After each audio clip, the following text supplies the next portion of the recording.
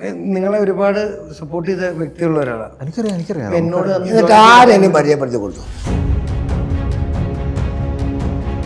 നമ്മൾ സിനിമ ചെയ്യുന്ന കാര്യത്തിൽ നമ്മൾ എവിടെയൊക്കെ ഇടപെട്ടെന്ന് പറഞ്ഞു.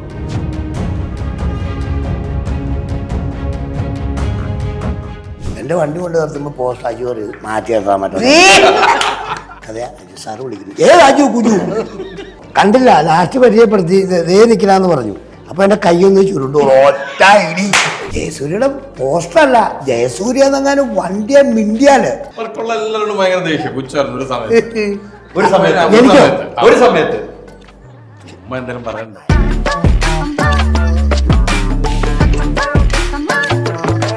പാട്ട് പാടാം.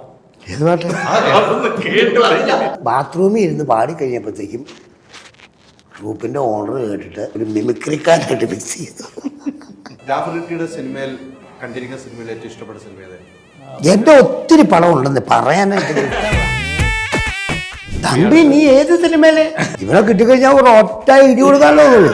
നിങ്ങൾ ചോദിക്കുമ്പോൾ ഒരു സംശയം ഞങ്ങൾക്കുണ്ടാവും. എനിക്കൊരു സംശയം. അല്ലേ ഞാൻ ഡേറ്റ് കൊടുക്കാത്തൊരു സംഭവം. അതാണ് ഈ വൈകുന്നതിന്റെ കാരണം. അല്ല, അലിക്ക് കൊടുക്കാലോ, എനിക്ക് കൊടുക്കാലോ. അലിക്ക് കൊടുക്കാലോ. നഷ്ടമൊന്നും ഇല്ലല്ലോ.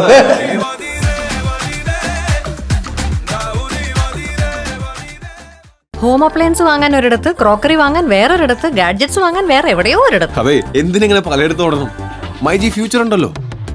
മൊബൈൽ ഫോൺ മുതൽ ഹോം അപ്ലയൻസസ് വരെ എല്ലാം ഒരിടത്ത്. ഏറ്റവും കുറഞ്ഞ EMI. അങ്ങനെയാണെങ്കിൽ ഏറ്റവും കുറഞ്ഞ വില.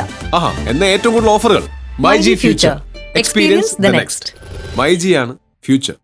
നമസ്കാരം. പുത്തൻ സിനിമയുടെ വിശേഷങ്ങൾ പങ്കുവയ്ക്കാൻ 5 അതിഥികൾ, 5 പേർക്കും സ്വാഗതം. Thank you.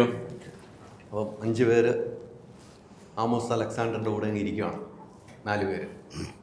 ഇതാണല്ലോ 4-5 പേര്. ഇതാണല്ലോ അലക്സാണ്ടർ. അതറിയാമല്ലോ. ഡയറക്ടറിൽ നിന്ന് തുടങ്ങാം അല്ലേ? എൻ്റെ നാട്ടുകാരൻ, എൻ്റെ നാട്ടിൽ ഷൂട്ട് ചെയ്ത സിനിമ, ഒത്തിരി അഭിമാനമുള്ള മുഹൂർത്തം കൂടിയാണ് എനിക്ക്. താങ്കൾ അഭിനയിച്ചില്ലേ?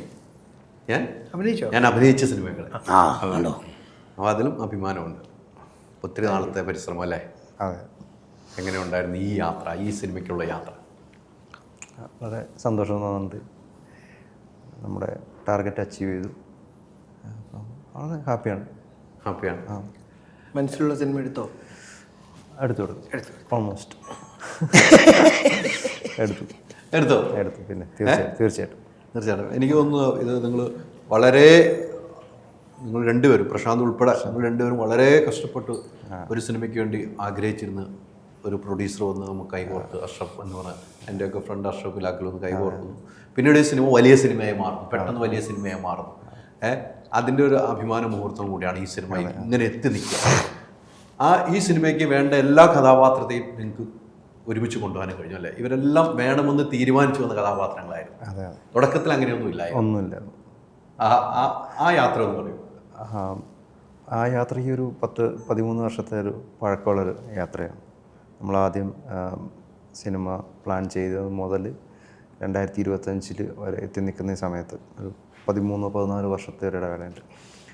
അപ്പം നമ്മൾ ആദ്യ ഘട്ടങ്ങളിൽ ചെയ്തുകൊണ്ടിരുന്നതെന്ന് വെച്ച് കഴിഞ്ഞാൽ ഒരു കഥ പ്ലാൻ ചെയ്ത് സ്ക്രിപ്റ്റ് ചെയ്ത് അന്ന് അവൈലബിൾ ആയിട്ടുള്ള ഏറ്റവും ടോപ്പായിട്ടുള്ള ആർട്ടിസ്റ്റിനെ വെച്ച് നമ്മൾ മനസ്സിൽ പ്ലാൻ ചെയ്ത് സബ്മിറ്റ് ചെയ്യുന്നു, റിജക്റ്റ് ചെയ്യണം. ഈ ഒരു പ്രോസസ്സ് ഒരു 8-10 വർഷക്കാലം കണ്ടിന്യൂ ചെയ്തുകൊണ്ടിരുന്നു. പിന്നെ നമ്മൾ ആ ഒരു ട്രാക്ക് തന്നെ മാറ്റി. കാരണം പല പല കാരണങ്ങൾ അതിനുണ്ടാകാം. പല കാരണങ്ങൾ പറഞ്ഞു. കാരണം നമുക്ക് ഒരു പശ്ചാത്തലം ഇല്ല, സിനിമയിലധികം പ്രൊഫൈലില്ല. അപ്പം നമ്മൾ അത് ഒപ്റ്റിമൈസ് ചെയ്യാൻ നമ്മൾ പഠിച്ചു. നമ്മൾ എന്തുകൊണ്ടാണ് സാധിക്കാത്തത്? കൊല്ലം കുറേയായി, കൂടെ ഉണ്ടായിരുന്ന ആൾക്കാരൊക്കെ പല വഴിക്കൊക്കെ പോയിട്ടുണ്ട്. മനസ്സിലാക്കാൻ കഴിഞ്ഞത് ഒന്ന്, നമുക്കൊരു പശ്ചാത്തലം കുറവ്. ഇപ്പം ഒരു പ്രൊഡ്യൂസറുടെ അടുത്ത് കഥ തൃപ്തികരമായി പറഞ്ഞ് അവതരിപ്പിക്കാൻ പറ്റിയാൽ പോലും നിങ്ങളെന്താണ് ചെയ്തിരുന്നത് എന്ന് ചോദിക്കുന്നിടത്ത് നമുക്ക് പാളുന്നുണ്ട്. കാരണം നമുക്കൊരു ഹിസ്റ്ററി ഇല്ല. 2-3 ദിവസം ഒരു സിനിമയിൽ അസിസ്റ്റൻറ്റ് ഡയറക്ടറായിട്ട് നിന്നൊരു ചരിത്രം നമുക്ക് പറയാനുള്ളൂ. അപ്പോൾ ആഫ്റ്റർ ഓൾ ഇതൊരു ബിസിനസ്സാണ്. പ്രൊഡ്യൂസറെ സംബന്ധിച്ചിടത്തോളം അതൊരു വലിയ ചോദ്യമാണ്. അങ്ങനെ പല കാരണങ്ങളാൽ അത് തള്ളിക്കൊണ്ടിരുന്നു. പിന്നെ നമ്മളത് റെക്ടിഫൈ ചെയ്യാൻ വേണ്ടി നമ്മൾ കഥകൾ ചുരുക്കി, നമ്മൾ റീസണബിളാക്കി പ്രൊഡ്യൂസറുടെ അടുത്ത് അവതരിപ്പിക്കാൻ പാകത്തിന് നമ്മുടെ കാസ്റ്റിങ്ങും നമ്മുടെ ബഡ്ജറ്റും നമ്മുടെ സബ്ജക്റ്റും എല്ലാം കുറച്ച് വന്നപ്പം അതിന് പോസിറ്റീവായുള്ള റെസ്പോൺസ് കിട്ടി തുടങ്ങി. ജാഫർക്കയാണ് നമുക്ക് ഈ പടത്തിൻ്റെ പ്രൊഡ്യൂസറെ, ശരിക്കും ജാഫർക്കയാണ് ഇത് കണ്ടെത്തി തന്നത്. ഞാനല്ല, എൻ്റെ കൂടെ ഉള്ളവർ എൻ്റെ അടുത്തേക്ക് കൊണ്ടു, അനൂപും സുധീർ കോടതി. സോഴ്സ് ജാഫർക്ക തന്നെയാണ്. ആ, ഓ. ജാഫർക്കയുടെ അടുത്ത് കഥ പറഞ്ഞപ്പോൾ ജാഫർക്ക ചോദിച്ചു, നിനക്ക് പ്രൊഡ്യൂസർ ഉണ്ടോയെന്ന് ചോദിച്ചു. ഈ വേഷം ഞാൻ ചെയ്യും, പ്രൊഡ്യൂസർ ഉണ്ടോയെന്ന് ചോദിച്ചു. ഞാൻ പറഞ്ഞു പ്രൊഡ്യൂസർ ഇല്ല, വിഷമിക്കേണ്ട കാര്യമില്ല, ഞാൻ നിനക്ക് പ്രൊഡ്യൂസറെ തരുമെന്ന് പറഞ്ഞു. ഒരു 6 മന്തിനുള്ളിൽ, അറൗണ്ട് 6 മന്തിനുള്ളിൽ അഷ്റഫ് ഇലാക്കലായിട്ട് മീറ്റ് ചെയ്ത് ഈ സബ്ജക്റ്റ് സംസാരിക്കാനുള്ള അവസരം ഉണ്ടാക്കി തന്നു. അദ്ദേഹം ഓക്കെ പറയുന്നു. പിന്നെ ഇവിടം വരെ എത്തി നിൽക്കണമെന്നുള്ളതാണ്. യാത്ര വലുതാണ്. വലിയ യാത്രയ്ക്ക് ഇപ്പോൾ നേരത്തെ പറഞ്ഞ ചെറിയ പടമല്ല, ചെറിയ ബജറ്റല്ല, അതെല്ലാം കൂടി വലിയ പടമായി, വലിയ ബജറ്റുമായി. പക്ഷേ സിനിമ സൂപ്പർ സിനിമയിലേക്ക് എത്തണം എന്നുള്ള ആത്മാർത്ഥമായ പ്രാർത്ഥന മാത്രമേ നമുക്ക് എല്ലാവർക്കും ഉള്ളൂ. അതങ്ങനെ ദൈവീശ്വരൻ കൊണ്ടുവരും എന്ന് നമുക്ക് വിശ്വസിക്കാം, അല്ലേ? അതെ, ഷാജോൻ ജി. തീർച്ചയായും അത് തന്നെയാണല്ലേ, അത് തന്നെയാണ് അരി പറഞ്ഞ. നിങ്ങൾ ചോദിക്കുമ്പോൾ ഒരു സംശയം ഞങ്ങൾക്കുണ്ടാവും. എനിക്കൊരു സംശയമില്ല. ഇല്ല, ഈ സിനിമ അങ്ങനത്തെ ഒരു സിനിമ തന്നെയാണ്. ഞങ്ങൾക്ക് പറയാൻ പറ്റും. അടിപൊളി ഗ്യാരണ്ടിയോടുകൂടി പറയാൻ പറ്റും. ഗ്യാരണ്ടി ഒന്നും കൊടുക്കില്ല. ഗ്യാരണ്ടി ഞാൻ കൊടുക്കുന്നു. അല്ല, അലിക്ക് കൊടുക്കാലോ, എനിക്ക് കൊടുക്കാലോ. നഷ്ടമൊന്നും ഇല്ലല്ലോ. പറയാലോ. അതുകൊണ്ടല്ല, അലി നമ്മളെ കണ്ടതനുസരിച്ച് ഒരു ഗ്യാരണ്ടി കൊടുക്കാൻ പറ്റും. അപ്പോൾ നമ്മൾ ഗ്യാരണ്ടി കൊടുത്തിട്ടില്ല. ഇന്നത്തെ കാലത്ത് സിനിമ എന്ന് പറഞ്ഞു കഴിഞ്ഞാൽ ജനം കണ്ട് ജനം ഗ്യാരണ്ടി തരും, അല്ലാതെ നമ്മൾ ഗ്യാരണ്ടി ഞാൻ പ്രേക്ഷക നിലയ്ക്ക് ഈ സിനിമ കണ്ടത്. അല്ല, നമ്മളൊരു ഗ്യാരണ്ടി കൊടുത്താലല്ലേ ജനം തിയേറ്ററിലേക്ക് വരുള്ളൂ. അതുകൊണ്ടാണ് അലിയായിട്ട് അങ്ങ് ഗ്യാരണ്ടി കൊടുത്തത്. ഗ്യാരണ്ടി ഇല്ലാത്തൊരു സാധനം നമ്മൾ ഇറക്കാറില്ലല്ലോ. പക്ഷെ അത് കണ്ടു കഴിഞ്ഞിട്ട് ജനം തീരുമാനിക്കും. അത് അവർ തരട്ടെ. അതെ, തീർച്ചയായിട്ടും. എന്നാ പ്രാർത്ഥന. നമുക്ക് നവംബർ ആദ്യം നമുക്ക് 14 നവംബർ 14 നവംബർ 14 എന്നുള്ള നമ്മുടെ ഡേറ്റ് ഇപ്പോൾ ഫിക്സ് ചെയ്ത് എന്തെല്ലാം നമുക്ക് നോക്കാം. അടുത്ത നെക്സ്റ്റ് എന്ന് പറഞ്ഞിട്ട് തുടങ്ങിയോ? എന്ന് പറയണ്ടേ? അല്ല, ഞാനല്ല, അപ്പം തന്നെ ഞാൻ പറയട്ടെ, ജാഫറിന്റെ വേഷം വ്യത്യസ്തമാണ്. ജാഫർ പല കഥാപാത്രങ്ങൾ ചെയ്തിട്ടുണ്ട്. എനിക്ക് ജാഫറിന്റെ സിനിമകളിൽ എനിക്കെന്നും ഓർത്തിരിക്കുന്ന കുറേ കഥാപാത്രം, പക്ഷെ ഇതിലെ ഈ ഒരു കഥാപാത്രം അതിന്റെ ഫസ്റ്റ് ലുക്ക് പോസ്റ്റർ ഇറങ്ങിയപ്പോൾ തന്നെ ചർച്ച ചെയ്യപ്പെട്ടിരുന്നു. ഫസ്റ്റ് ലുക്ക് പോസ്റ്ററിൽ തന്നെ ചർച്ച ചെയ്യപ്പെട്ടിരുന്നു. ഒരു റിസ്ക് ഉള്ള ഒരു കഥാപാത്രമായിരുന്നു ഇത്. റിസ്ക് ഒക്കെ ഉണ്ട് എന്ന് വെച്ച് കഴിഞ്ഞാൽ ഒരു തളർന്നൊക്കെ എന്തോ പ്രശ്നങ്ങളൊക്കെ ആയിട്ട് കയ്യും കാലും ഒക്കെ എന്തോ ചട്ടും ഒക്കെ ആയിട്ടൊക്കെ അങ്ങനെയൊക്കെയാണ്. വലിയ റിസ്ക് ഒന്നുമില്ല, കണ്ടമാനം റിസ്ക് ഒന്നും ഞാൻ പറയല. നമ്മളങ്ങനെ ചെയ്തു. മൊത്തത്തിൽ അത് എല്ലാം കൂടെ വന്നു കഴിയുമ്പോഴത്തേക്കും അങ്ങനെ ഒരു കഥാപാത്രത്തിലേക്ക് മാറി ചെയ്തു വെച്ചിട്ടുണ്ട്. ഞാൻ ഈ പറഞ്ഞ സംഭവം എന്ന് പറയുന്നത് കണ്ടു കഴിഞ്ഞിട്ട് നമ്മളിപ്പോൾ ഇവിടുത്തെ അജു സാറുണ്ട്, ഷാജോനുണ്ട്, ഞാനുണ്ട്, ഈ കൊച്ചുണ്ട്, ഇവരാണ് മെയിനായിട്ട് ഇപ്പോൾ കൈകാര്യം ചെയ്തേക്കുന്നത്. അപ്പോൾ അതിനകത്ത് നമ്മൾ വലിയ ഒരു ആർട്ടിസ്റ്റുകളുടെ സിനിമയായിട്ട് കാണാതെ ഇതൊരു സിനിമയായിട്ട് ഒരു ചെറിയൊരു സിനിമയാണെന്നും പറഞ്ഞ് കണ്ടാൽ അങ്ങനെ അതിനൊരു മറുപടി കിട്ടിയാൽ മതി. നല്ലൊരു മറുപടി കിട്ടിയാൽ നല്ലതെന്നാണ് നമ്മുടെ പ്രതീക്ഷ. നമ്മൾ ചെയ്തു വെച്ചിട്ടുണ്ട്. തീർച്ചയായിട്ടും ചെയ്തു വെച്ചിട്ടുണ്ട്. ഞാൻ പറഞ്ഞത് നേരത്തെ പറഞ്ഞ ഞാൻ കണ്ട സിനിമകൾ വ്യത്യസ്തമാണ് എന്ന് പറയാൻ കാരണം ജാഫറിൻ്റെ ഒരുപാട് സിനിമകളൊക്കെ ഞാൻ കണ്ടുപോയിട്ടുണ്ട്. എനിക്ക് ഏറ്റവും ആളങ്കം ആ സിനിമയിൽ ജാഫറിൻ്റെ കഥാപാത്രം എൻ്റെ മനസ്സിൽ ആഴത്തിൽ നിറച്ച ഒരു സിനിമയായിരുന്നു. വേണ്ടത്ര പ്രേക്ഷകർ ആ സിനിമ കണ്ടിട്ടില്ല.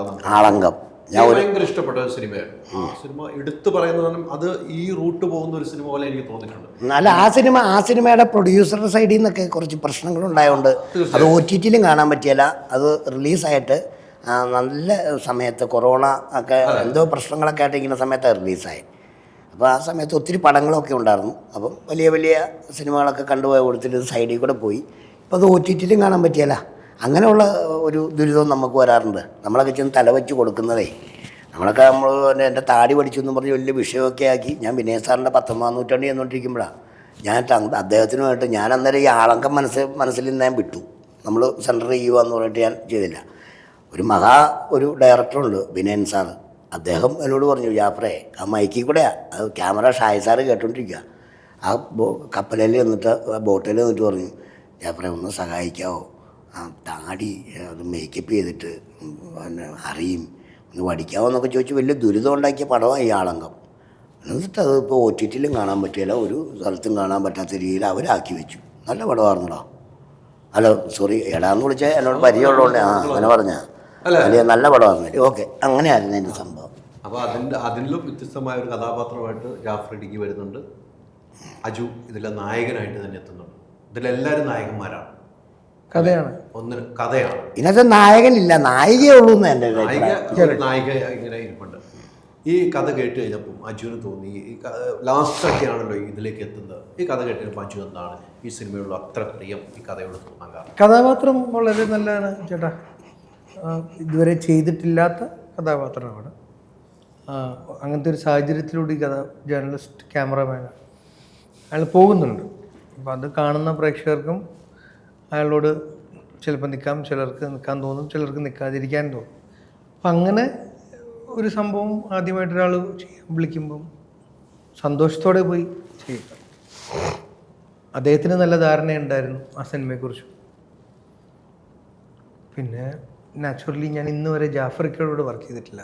ഇന്ന് വരെ സാജൻ ബേക്കറിയിൽ ഞങ്ങൾ ആഗ്രഹിച്ച് അദ്ദേഹത്തെ വിളിച്ച് 2 സീനിൽ കോമ്പിനേഷൻ ഉണ്ടായിരുന്നു. പക്ഷെ അങ്ങനത്തെ ഒരു ദിവസം കൊണ്ട് തീർന്ന് പോയൊരു സീൻ. അല്ലാതെ ഞാൻ അദ്ദേഹത്തിനോട് അങ്ങനെ വർക്ക് ചെയ്തിട്ടില്ല. വലിയ ആഗ്രഹിച്ചൊരു കാര്യമാണ്.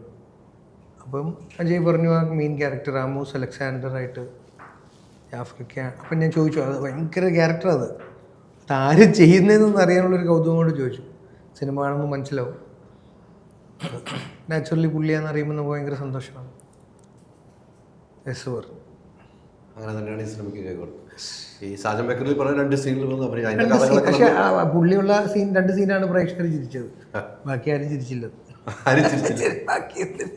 പ്രൊഡ്യൂസറാണ്, പ്രൊഡ്യൂസറാണ്, ഹീറോയാണ്, നായകനും പ്രൊഡ്യൂസറാണ്. ഉള്ള കാര്യം ആ 2 സീനിൽ വന്ന് പക്ഷെ ഇപ്പൊ എല്ലാരും നല്ല പറയണ്ട ഒരു കാര്യമില്ല. അല്ല, അതിനകത്ത് ഒന്ന് കട്ട് ചെയ്ത് കയറിക്കോട്ടെ. 5 വർഷം കഴിഞ്ഞു.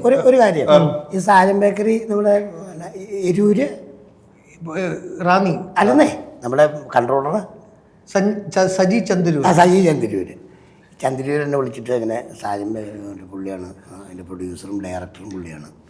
ഡയറക്ടറല്ല, പ്രൊഡ്യൂസർ ഞാനെന്ന് പറഞ്ഞു. അപ്പം എനിക്കന്നേരം വേറെ സംഭവമുണ്ട്. എനിക്കിഷ്ടമല്ല ഈ കക്ഷിനെ, എനിക്കിഷ്ടമല്ലാത്തയിടത്തു നിന്ന് ഞാനിങ്ങോട്ട് വന്നാ. അത് ഞാൻ പറഞ്ഞിട്ടുണ്ട്, വേറെ ചാനലാണ് പറഞ്ഞിട്ടുണ്ട്. വെള്ളിമുഖ കണ്ടപ്പോഴാണ് ഞാനിങ്ങനെ എനിക്ക് കിട്ടിയാർന്ന് കടിച്ചിരുന്നു ഞാൻ പറഞ്ഞത്. അതൊന്നും വരെ എന്നെ കാണുമ്പോൾ എൻ്റെ ആ കാലഘട്ടത്തിൽ എന്നെ വെല്ലുന്ന ഒരാൾ വന്ന് എല്ലാ സിനിമയിലും എൻ്റെ വണ്ടി കൊണ്ട് നിർത്തുമ്പോൾ പോസ്റ്റ് അജു മാറ്റി നിർത്താൻ പറ്റും. അല്ല, പറയണില്ലേ? അങ്ങനെ എനിക്ക് അങ്ങനെയായിരുന്നു. അപ്പം ഞാനങ്ങനെ എനിക്ക് ഈ വെള്ളിമുഖം കണ്ടോട് ഈ പുള്ളിനൊന്ന് കാണാനില്ല.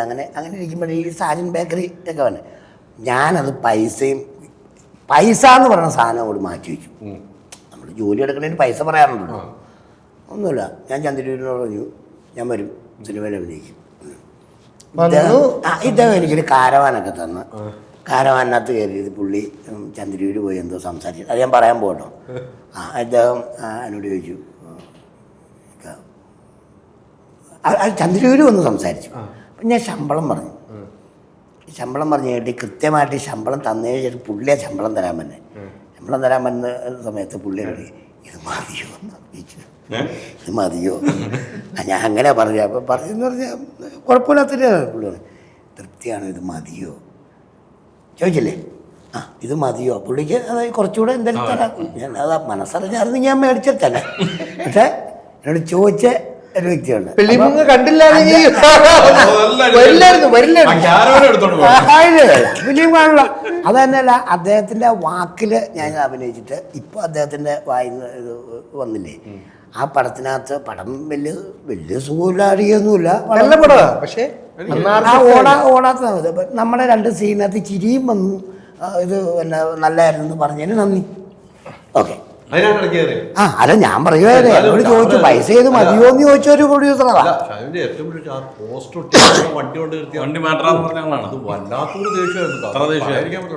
ഒരു മനുഷ്യനോടൊന്നും ഇങ്ങനെ ദേഷ്യം മാത്രമല്ല, സിനിമയുള്ള എല്ലാവരോടും ദേഷ്യം. അങ്ങനെയാണല്ലേ? കുഴപ്പമില്ല, അവർക്കുള്ള എല്ലാവരോടും ഭയങ്കര ദേഷ്യം. പുച്ഛായിരുന്നു ഒരു സമയത്ത് ചുമ്മാ എന്തെങ്കിലും പറയാൻ ഒന്നുമില്ല കേട്ടോ. പക്ഷെ ഞാനൊരു ഇന്നത്തെ ഒരു വലിയ നടനെ അനുകരിച്ച് ചെയ്തതല്ല ഇത്. ഒരു വ്യക്തി ഇങ്ങനെ സിനിമയിൽ അഭിനയിക്കാൻ വന്നു. അപ്പോൾ പെട്ടെന്ന് പുള്ളി, ഞാൻ പടം പറയാം, ഊമപ്പള്ളിയുടെ ഇയാളാ പയ്യൻ. ആളെ മനസ്സിലായി. അല്ല, അപ്പം നായകൻ നമ്മുടെ ജയസൂര്യയാണല്ലോ. ജയസൂര്യയുടെ പോസ്റ്റർ കാണുമ്പോഴത്തേക്ക് ജയസൂര്യയുടെ പോസ്റ്റർ അല്ല, ജയസൂര്യ എന്നെങ്ങാനും വണ്ടിയെ മിണ്ടിയാല് പെണ്ണിന്റെ സ്വരമുള്ള ഇങ്ങനെ ഒരാള് ആളെ ഞാൻ പറയും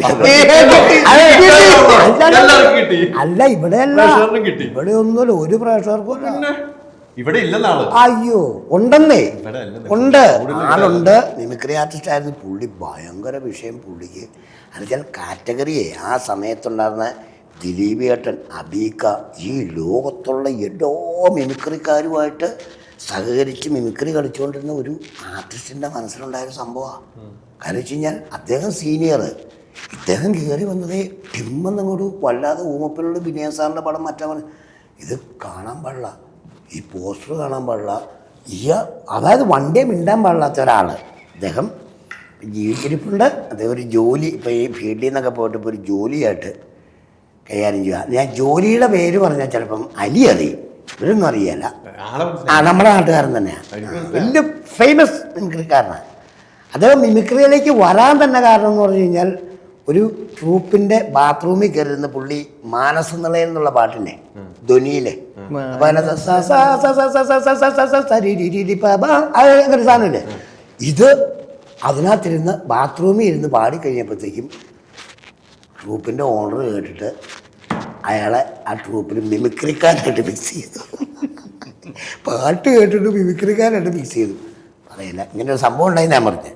നല്ല നല്ല സംഭവം തന്നെ. പക്ഷെ ഇതെല്ലാം ഈ കഥ വരാനുള്ള അജു എന്ന് പറഞ്ഞ ഒറ്റ ഒരാളാണ്. അജിനോടുള്ള ദേഷ്യമാണ്. അജുവോടുള്ള അതിന് ദേഷ്യം എന്നല്ല പറയുന്നത്,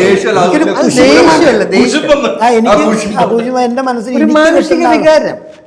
പിന്നെ ജിബു ജേക്കബ് സാറിന്റെ വെള്ളിമുഖ പടത്തിനകത്ത് ഞാൻ ആലോചിച്ച് പോയി കഴിയുമ്പോഴത്തേക്ക് എനിക്ക് തരാൻ വേഷം, എനിക്ക് പുള്ളിയായിട്ട് പരിചയമുണ്ട്, പുള്ളി ക്യാമറ സാറായിട്ട് നിൽക്കുന്ന സമയത്ത് എനിക്ക് പരിചയമുള്ള, ഇയാളൊക്കെ എന്നെ വിളിച്ചിട്ടുണ്ട്, ഈ മറ്റവന് കൊടുക്കല്ലോ, ആ ചിന്താഗതിയാ, ആ ചിന്താഗതി.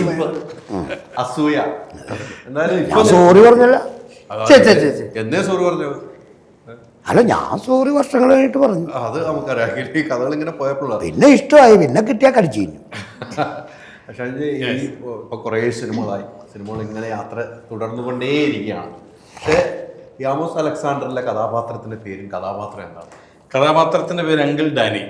Uncle Dani. അതെ, നമ്മുടെ ഹീറോയിൻ ഈ കുട്ടിയുടെ ലൈഫിലുണ്ടാകുന്ന ഒരു എന്താണ് പ്രത്യേക സാഹചര്യത്തിൽ ഹെൽപ്പ് ചെയ്യാൻ വേണ്ടിയിട്ട് വരുന്നതും പക്ഷേ നമ്മളറിയുന്നതും അല്ല, പല പല രീതിയിൽ കൂടിയാണ് പിന്നെ കഥ പോകുന്നത്. ഇപ്പം ഇത്രയും ഡീറ്റെയിൽ ആയിട്ട് എനിക്ക് പറയാൻ പറ്റുമെന്ന് തോന്നുന്നു. പക്ഷേ എന്താണെന്ന് വെച്ച് കഴിഞ്ഞാൽ നമുക്ക് ചില സിനിമകളുടെ ഒരു എന്താണ് ഫസ്റ്റ് ഒരു അപ്രോച്ചിൽ തന്നെ നമുക്കൊരു താല്പര്യം തോന്നുന്നില്ല ചില സിനിമകളോട്. അങ്ങനെ ഒരു താല്പര്യം തോന്നിയൊരു സിനിമയാണ്, പ്രത്യേകിച്ച് അജയ് ഷാജി ദേവാണ് വന്ന് ജാഫർഖാനെ വിളിച്ച് പറഞ്ഞത്, ഇങ്ങനെ ഒരു സിനിമയുണ്ടൊന്ന് കേൾക്കണം പറയുമ്പോൾ ഓക്കെ എന്ന് പറഞ്ഞ് എൻ്റെ ഫ്ലാറ്റിൽ വന്നു. അപ്പം നമുക്ക് ഒരു പുതിയൊരാള് അയാൾക്ക് പ്രൂവ് ചെയ്യാൻ വേണ്ടിയിട്ട് അയാൾക്കൊരു സിനിമ ചെയ്യണം, അതിന് വേണ്ടിയിട്ട് അയാൾ എടുക്കുന്ന ഒരു എഫേർട്ട് കാണുമ്പോൾ നമുക്കറിയാം ഇയാളുടെ ഉള്ളിൽ എത്രത്തോളം സിനിമയുണ്ട്, സിനിമ എങ്ങനെയായിരിക്കും ഇദ്ദേഹം ഈ സിനിമ ചെയ്യാൻ പോകുന്നതോ നമുക്ക് ഏകദേശം നമുക്ക് മനസ്സിലാവുമല്ലോ. അങ്ങനെ ഒരു സ്നേഹം തോന്നിയ ഒരാളാണ് അജയ്. അപ്പോൾ ഇതിൻ്റെ ഇപ്പോൾ ഒരു ടീസറും നമ്മൾ ഡബ് ചെയ്യാൻ ചെന്നപ്പോഴൊക്കെ മനസ്സിലായി അതങ്ങനെ ഒരു ആഗ്രഹം മാത്രമല്ല, അതിനുള്ള ഒരു കഴിവും ഉള്ള ആളാണ് അജയ് എന്നത് മനസ്സിലായി. ഇനിയെല്ലാം പ്രേക്ഷകരുടെ കയ്യിലാണ് ഇരിക്കുന്നത്, ദൈവത്തിൻ്റെ കയ്യിലാണ് ഇരിക്കുന്നത്. എങ്കിലും ഞാൻ അന്നെടുത്തൊരു തീരുമാനം ശരിയായിരുന്നു എന്നുള്ളത് ഡബ് ചെയ്തപ്പോൾ തന്നെ നമുക്കത് മനസ്സിലായി. ഇപ്പം ഇനിയിപ്പോൾ ഒരു ട്രെയിലറൊക്കെ എനിക്ക് അടുത്ത് തന്നെ വരാൻ പോകാണെന്ന് തോന്നുന്നു. ട്രെയിലർ കാണുമ്പോൾ ആൾക്കാർക്ക് കൂടുതൽ മനസ്സിലാവും. 14 സിനിമ നേരിട്ടാണോ മനസ്സിലാവും. പിന്നെ പ്രത്യേകിച്ച് പറയാനുള്ളത് ജാഫ്രിക്കയെ കുറിച്ചാണ്. ജാഫ്രിക്കയുടെ ഒരു ആ ഒരു ഗെറ്റപ്പും ആ ഒരു പെർഫോമൻസും കാര്യങ്ങളും എല്ലാം ഞാൻ സത്യം പറഞ്ഞാൽ ഞെട്ടിപ്പോയി. ലൊക്കേഷനിൽ ചെന്ന് കഴിഞ്ഞിട്ട് ജാഫ്രിക്കയുടെ ആ ഒരു സീക്വൻസും കാര്യങ്ങളും എല്ലാം കണ്ടു കഴിഞ്ഞ് ഞാൻ ഒരു സീൻ അജയിട്ട് കണ്ടു കഴിഞ്ഞപ്പോൾ തന്നെ ഞാൻ ജാഫ്രിക്കയോട് പറഞ്ഞു, ജാഫ്രിക്ക ഇതൊരു ഗംഭീരമാവേണ്ട ഒരു സിനിമയാണ് കേട്ടോ. പിന്നെ തീർച്ചയായിട്ടും അജുവിൻ്റെ സീക്വൻസുകളും കാര്യങ്ങളും എല്ലാം. അപ്പോൾ എന്തുകൊണ്ടൊരു നല്ല സിനിമയായിരിക്കും ഇത്. ജാഫറുമായിട്ട് എത്രാമത്തെ സിനിമ? ജാഫർക്ക് എത്രാമത്തെ സിനിമ നിങ്ങൾ ഒരുമിച്ച്? സിനിമകൾ കുറേ ചെയ്തിട്ടുണ്ട്. പക്ഷെ പരിചയം എന്ന് പറഞ്ഞാൽ വർഷങ്ങൾക്ക് മുമ്പുള്ള എന്നെ എറണാകുളത്തേക്ക് ഒരു മിമിക്രി ടീമിലേക്ക് സെലക്ട് ചെയ്യുന്ന ജാഫർക്ക്. ഞാൻ കോട്ടയത്തായിരുന്നു, ഞാൻ കോട്ടയംകാരനാണ്. അപ്പൊ കോട്ടയത്ത് നമ്മൾ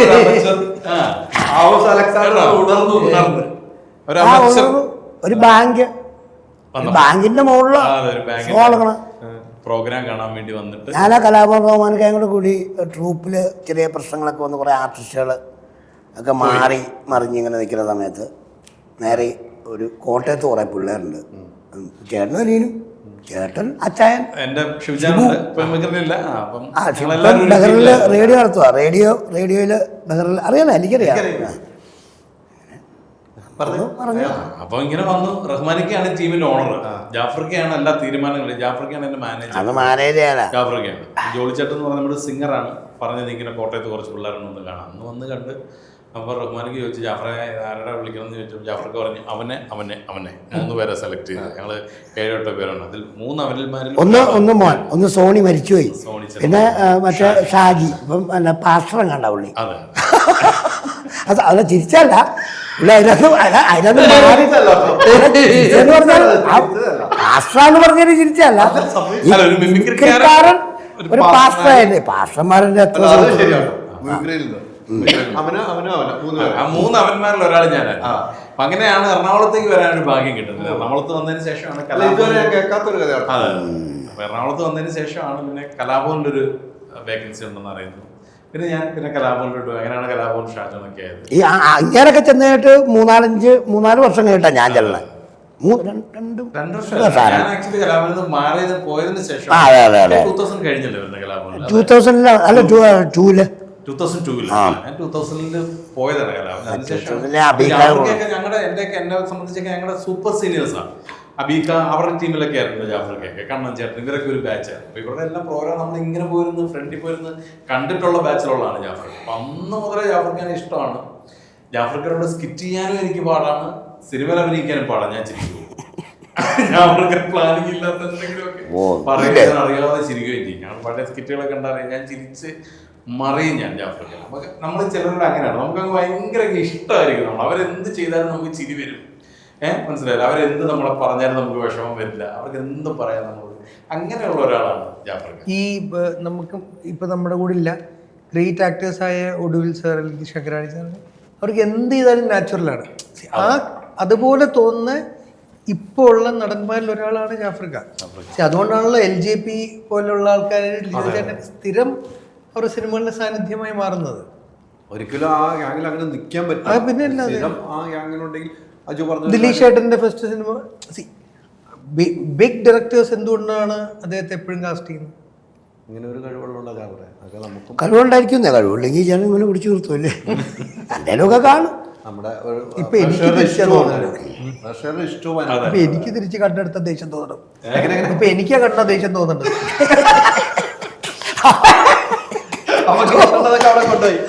അത് പൊളിച്ചു, അത് ഉഗ്ഗാരടിയായിട്ട്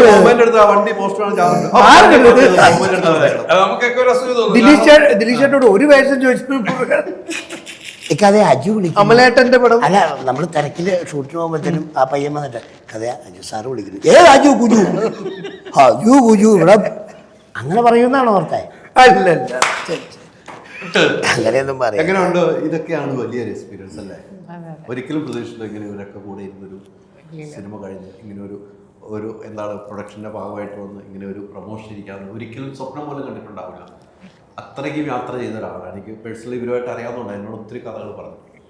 അങ്ങനെ എല്ലാ യാത്രയും ചെയ്തിട്ട് ഇപ്പോൾ ഒരു സിനിമയുടെ റിലീസിങ്ങിൽ നിൽക്കുകയാണ്. വളരെ സന്തോഷത്തിന് മുഹൂർത്തമായിരിക്കും. പറയൂ. ഒരുപാട് സന്തോഷമുണ്ട്. സന്തോഷത്തേക്കുള്ളുപരി ശരിക്കും ബ്ലെസ്ഡ് ആയിട്ടാണ് ഫീൽ ചെയ്യുന്നത്. ഈ പറഞ്ഞ ഒരുപാട് സ്ട്രഗിളും യാത്രകളും ഉണ്ടായിരുന്നു. ഇങ്ങനെ ഇവരുടെ കൂടെ ഇരിക്കാൻ പറ്റുമെന്ന് സത്യമായിട്ട് ഞാൻ ചിന്തിച്ചിട്ടില്ല. കാര്യം കുറേ നമ്മൾ യാത്ര ചെയ്യുമ്പോഴത്തേക്കും നമുക്ക് എവിടെയോ ചില സമയത്ത് ആ ഒരു ഹോപ്പൊക്കെ അങ്ങ് പോകും. പക്ഷെ എങ്ങനെയൊക്കെയോ ഇവിടെ ഇരിക്കുന്നു. സന്തോഷം. ഇവരുടെ യാത്രകളുണ്ടോ? ഇവർ 3 പേരായിരിക്കും യാത്ര ചെയ്യുന്നപ്പോൾ ക്യാമറയുടെ ടീമും ഉണ്ടാവും. ആ യാത്ര മുമ്പൊക്കെ ഇവർക്ക് ഉണ്ടാകുന്ന ഒരു ബുദ്ധിമുട്ട് എന്നോട് ഷെയർ ചെയ്തിട്ടുണ്ടാകും. ഭയങ്കര ബുദ്ധിമുട്ടുള്ള അനുഭവിച്ചിട്ടുണ്ട്. അതിൻ്റെയൊക്കെ ഭാഗമായിരുന്നു നമ്മുടെ നായിക എന്നുള്ളതാണ്. ഓട്ടോറിക്ഷയിലാ പോയെ 8 പേര്. 8 പേര് ക്യാമറയായിട്ട് ഓട്ടോറിക്ഷയ്ക്കല്ല, 5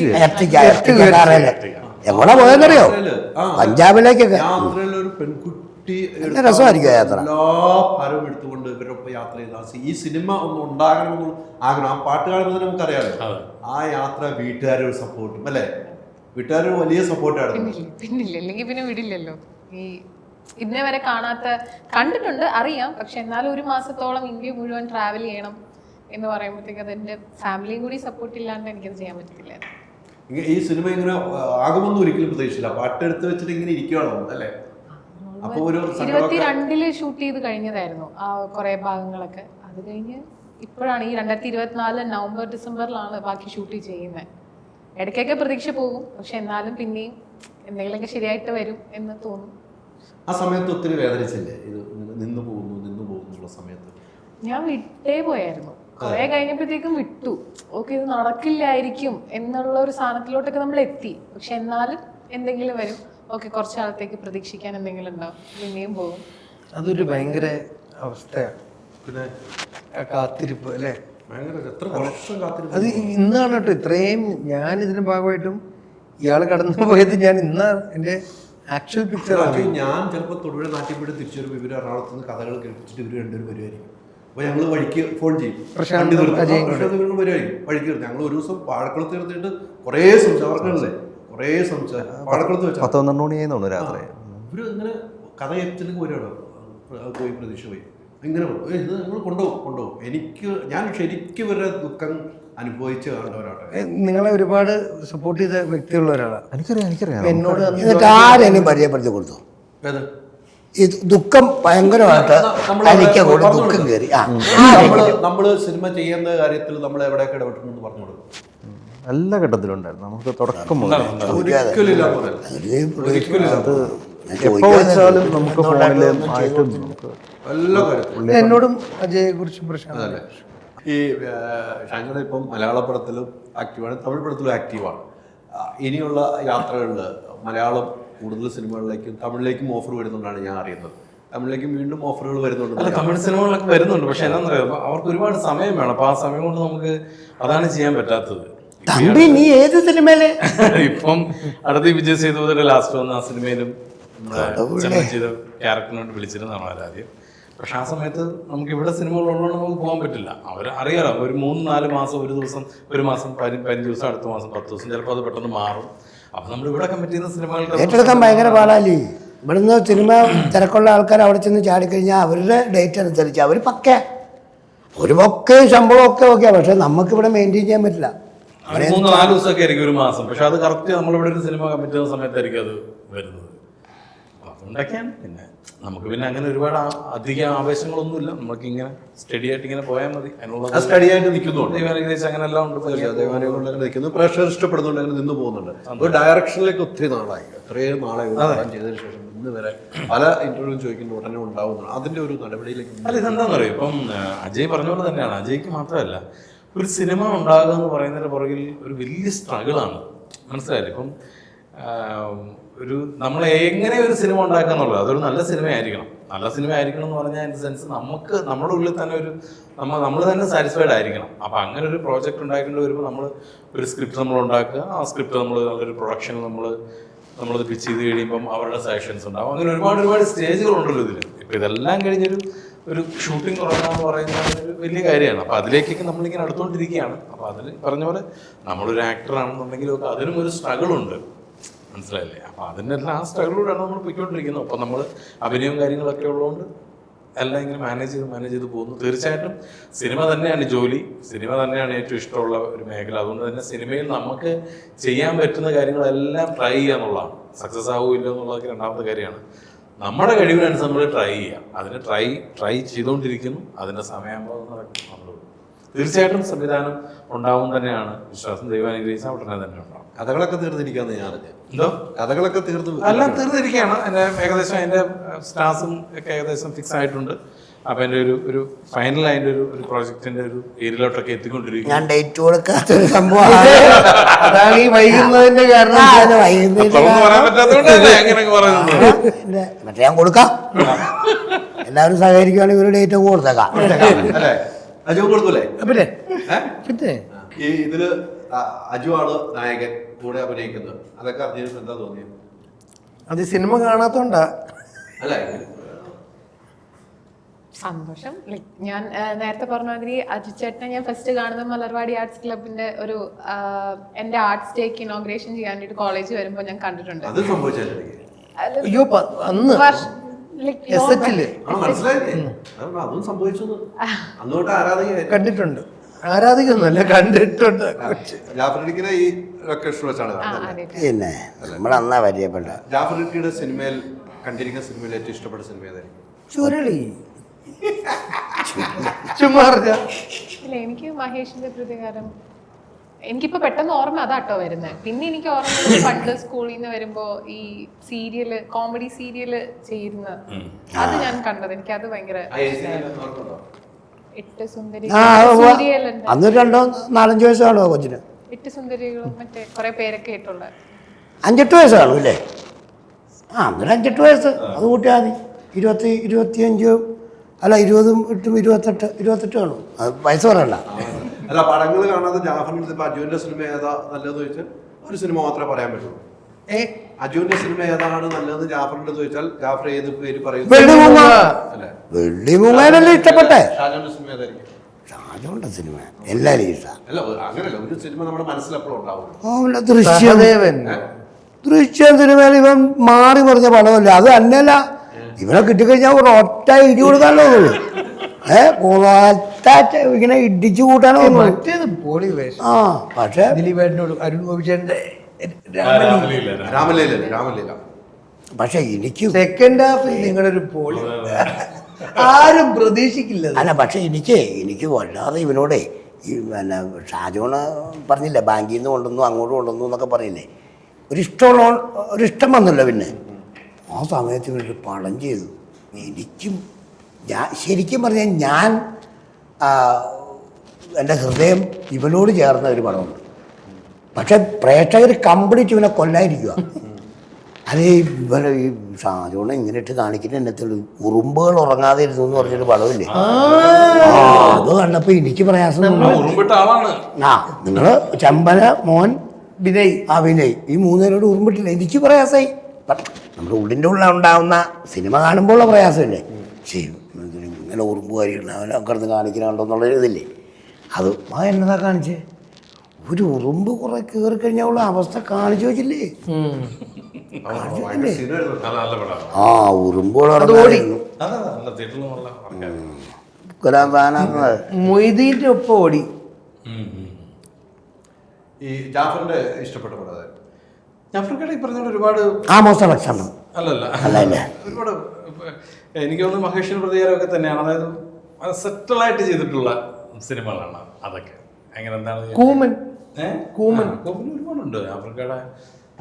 എന്റെ ഒത്തിരി പടം ഉണ്ടെന്ന് പറയാനായിട്ട് കിട്ടുന്നില്ല.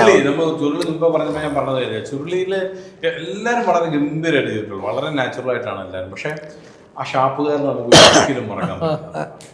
എന്ത് രസം വിളിച്ച് മുണ്ടുമൊക്കെ കുത്തിയിട്ടുള്ള കള്ളപ്പ് എടുത്തു പൈസ എന്നാലും സത്യം ശമ്പളം കൊടുക്കലും 500 രൂപ പിടിച്ച് ബാക്കിയുള്ളവരൊക്കെ നന്നായിട്ട് ചെയ്തിട്ടുണ്ട്. ചീത്ത പറയലൊക്കെ ഇറക്കാണ്. പക്ഷെ ഇത്ര നാച്ചുറൽ ആയിട്ട് തെറി പറഞ്ഞത്.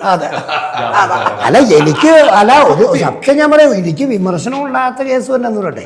വിമർശനത്തിന്റെ എനിക്കൊരു വിമർശനം വന്നില്ല. മറ്റുള്ള ആൾക്കാർക്കൊക്കെ അതിന്റെ ശക്തി കൂടി ഭയങ്കര ഭയങ്കര ചീത്ത എന്നൊക്കെ പറഞ്ഞു വന്നു.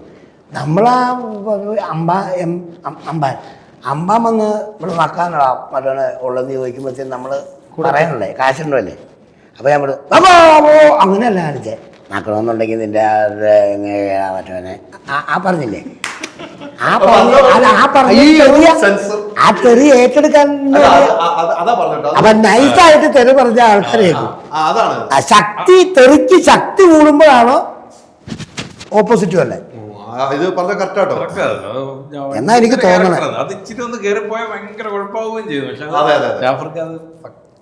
അവർക്കല്ല, ശരിക്കും പറഞ്ഞാൽ എൻ്റെ നാട്ടിലുള്ള ഒരു കുഞ്ഞുഞ്ഞേട്ടനാ. ഞാൻ വേറെ ഇന്റർവ്യൂ പറഞ്ഞത് കുഞ്ഞുഞ്ഞേട്ടൻ വീട്ടുപേര് പറയാനുള്ള അല്ലെങ്കിൽ ചെറുക്കനൊക്കെ ജീവിച്ചിരിപ്പുണ്ടാവും അല്ലെ പ്രശ്നമായിട്ട് വന്നു കഴിഞ്ഞാൽ.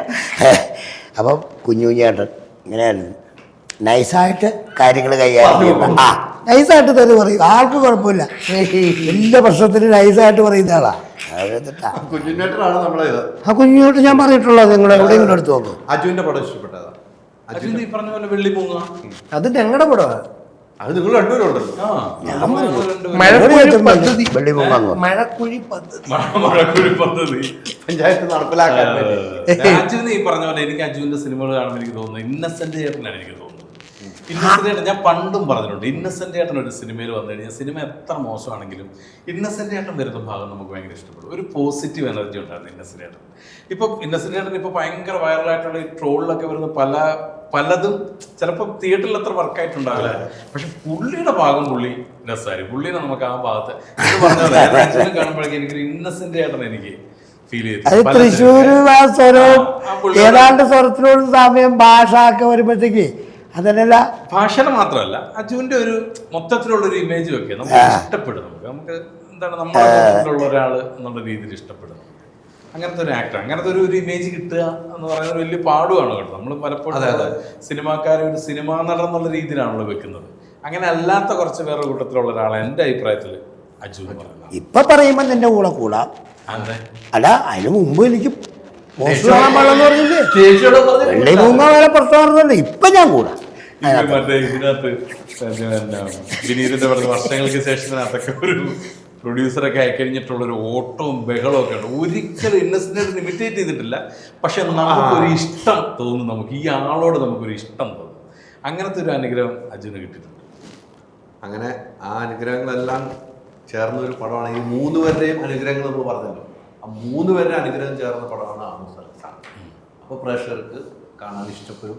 ഇവരെ ഇഷ്ടപ്പെടുന്ന പോലെ തന്നെ ഈ സിനിമ പ്രേക്ഷകർക്ക് ഇഷ്ടപ്പെടാനുള്ള ഒരു മടിയും വേണ്ട. ഒരു നായിക, പുതിയ നായിക 25ലേക്ക് പ്രേക്ഷകരുടെ മുമ്പിലേക്ക് ഞങ്ങൾ തരികയാണ്. നിങ്ങൾ ഇരു കൈ നീട്ടി സ്വീകരിക്കും എന്ന് ഞങ്ങൾ പ്രതീക്ഷിക്കുകയാണ്. അതുപോലെ റൈറ്ററേയും ഞങ്ങൾ പുതിയ ആൾക്കാർ ഈ 25ലേക്ക് സംഭാവന ചെയ്യണം. പ്രേക്ഷകരെ സ്വീകരിക്കണം, സ്വീകരിക്കുന്നത് പ്രതീക്ഷിക്കുകയാണ്, അടിച്ചേൽപ്പിക്കുകയല്ല, സ്വീകരിക്കണമെന്ന് പ്രതീക്ഷിക്കുകയാണ്. മനോഹരമായ ജാഫർ ഇടുക്കിയുടെ 2 ലൈൻ പാട്ടോടി ഒന്ന് അവസാനിപ്പിച്ചത്. അതെ, അതിൽ ഷാജാൻ ചേട്ടനോട് കൂടും പാട്ട് പാടാം. ഏത് പാട്ട്? പാടുന്നു. 2 ലൈൻ പാട്ട് ഷാജാൻ ചേട്ടനോട് കൂടും. അരബയ്യ ജാരേംഗേ ഓ ദിനത്താനി അരിബയ്യ ജാരേംഗേ. ഈ പടത്തിലെ പാട്ടാ. ഈ പടത്തിലെ പാട്ടാ വെച്ച് നോക്കാം. പക്ഷെ എനിക്ക് ആ ഭാഷ ഇച്ചിരി കൈകാര്യം അറിയാൻ പാടാത്തതുകൊണ്ട് ഞാൻ അങ്ങനെ പാടി. ഈ പടത്തിലെ പാട്ടല്ലേ ബംഗാളി പാട്ട്. ഈ പടത്തിലെ ബംഗാളി പാട്ട് മിസ്റ്റർ ജാഫർ ഇടുക്കി പാടിയതാ. അത് പാടിയിട്ടുണ്ട്. അത് പാടി പാടിയോ കേട്ടല്ലോ സാറേ. അത് ഒരു ബംഗാളി ഫോക്ക് സോങ്. അത് ലിറിക്സ് ചിലപ്പോൾ ഓർമ്മയുണ്ടാവില്ല ആ സമയത്ത് ബൈഹാർട്ട് ചെയ്തിട്ട്. മലയാളം അത് കലക്കറിയില്ലേ അതിനകത്തുണ്ടല്ലോ പാട്ട്.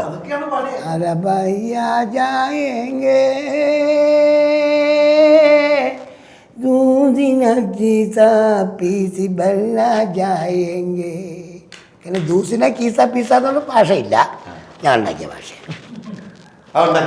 ഞാൻ ഇപ്പോൾ ഉണ്ടാക്കിയതാ. അങ്ങനെയല്ല പാട്ട്. പാട്ടിന് ലിറിക്സ് അറിയാൻ പാടില്ല, അന്ന് പാടിപ്പിച്ചാന്നേ.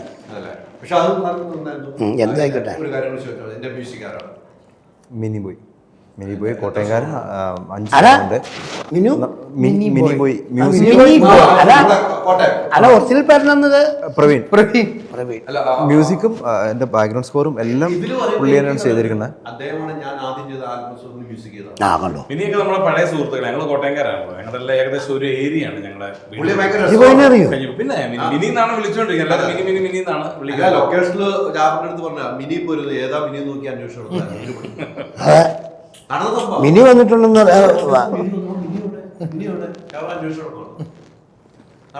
കണ്ടില്ല. ലാസ്റ്റ് പരിചയപ്പെടുത്തി ദേ നിൽക്കലാന്ന് പറഞ്ഞു. അപ്പൊ എന്റെ കൈയൊന്ന് ചുരുണ്ടു. ഒറ്റ ഇടി മൂക്കിന്റെ ഇതാണ് മിനി. 5 പാട്ടുണ്ട്. ഗംഭീരമായിട്ട് ചെയ്തിട്ടുണ്ട്.